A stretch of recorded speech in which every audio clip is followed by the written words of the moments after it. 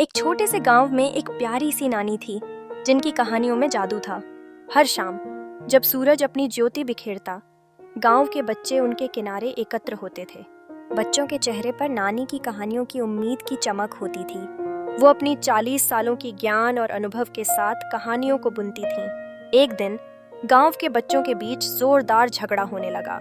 कुछ बच्चे आम के पेड़ के मालिक होने का दावा कर रहे थे। एक और दूसरा बच्चा चिल्ला रहा था, नहीं, ये मेरा है।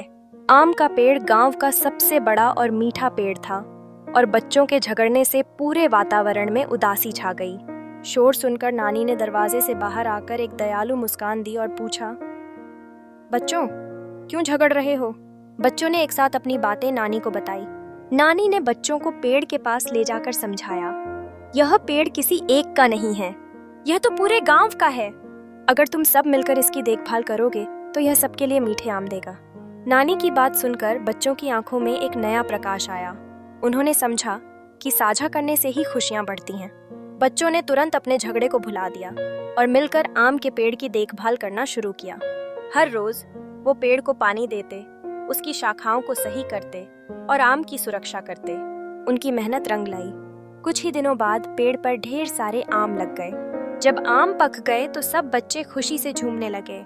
उन्होंने एक साथ बैठकर आम खाए और एक दूसरे के साथ अपनी खुशियों को बांटा।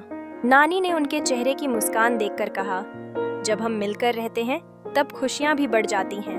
नानी की बातों ने बच्चों को एक अनमोल सीख दी। यह कहानी हमें सिखाती है कि आपस में झगड़ा नहीं करना चाहिए और एकता में शक्ति होती है। जब हम मिलकर एक मुद्दे पर ध्यान देते हैं तो केवल हमें खुशी ही नहीं बल्कि लंबी दोस्ती और सामंजस्य भी मिलता है।